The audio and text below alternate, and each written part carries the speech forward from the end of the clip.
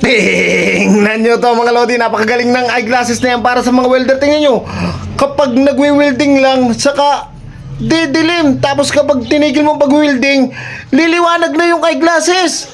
Alam ka lang, ang galing niya. Tama-tama yan sa mga welder para hindi sumakit ang mata o para hindi mahirapan ang mga mata. So, titingnan natin kung legit yan. Susubukan din natin, okay? Let's go! So mga lodi, at ito na nga yung ating kailangan. Ito yung nakita natin na eyeglasses na mas maganda daw na isuot ng mga nagwe-welding para hindi sumakit ang kanilang mga mata. Kasi nga, kapag magwe-welding ka, kusa na siyang magdidilim. At pag hindi ka na nagwe-welding, liliwanag, hindi masasaktan yung mata mo. Saan ba ka nasasaktan? Sa usok o sa liwanag?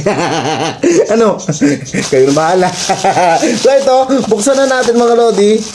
Ito siya mga lodi. Ayan! So, buksan ulit natin. Ayan siya mga lodi. Oh, ang ganda nito mga lodi, oh. Mga lodi, eto na siya.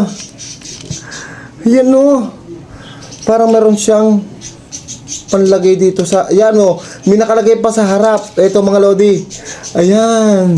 So, eto, tanggalin natin yung plastic para mas maliwanag ang ating tingin. Ayan! Ano? Parang maliit sa akin. Wow! So mga lodi, tingin yung style niya ha. Ayan oh. Ang ganda niya. Meron siyang para sa solar yata to. O yan oh. Kita niyo ba? Yan oh. Parang yan oh. Ay hindi. Gabok lang. Kala ko basag. Okay oh. Mga lodi, tingnan ko bagay sa akin. Wow! Ala! Ang galing! Oh! Nakurap siya! Tingnan nyo ha, iitim yan. Ayan oh! Wow!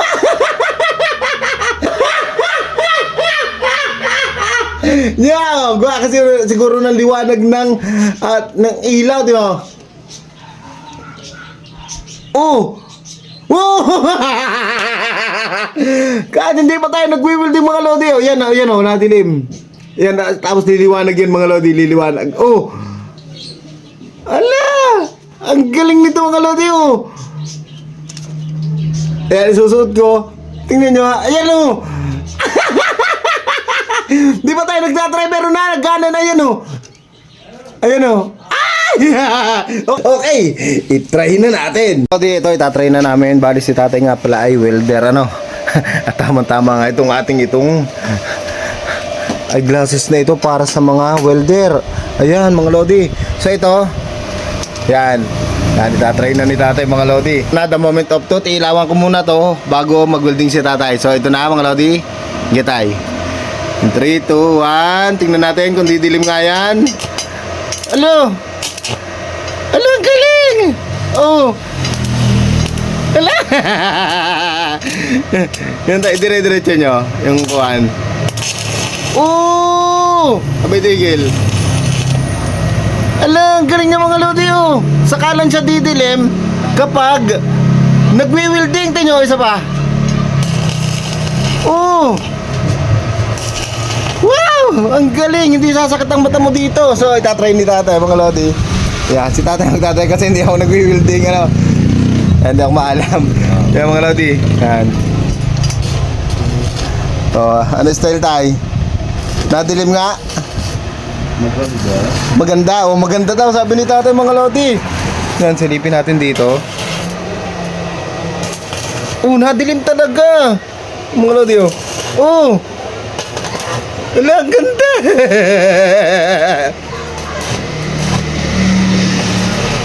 Maganda rin sa kuwang. Mas maganda ho yan kaysa doon sa may parang helmet. Oo. Ang galing. So itatry ko pala. Mga lodi, itatry ko para ma-experience ko naman. So ito na, the moment of truth. Wow!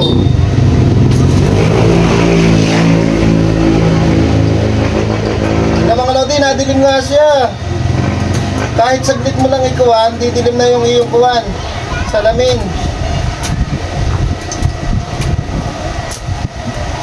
Ano ba yun? So yung mga lodi, ito na, the moment of truth. Ano? Ang galing!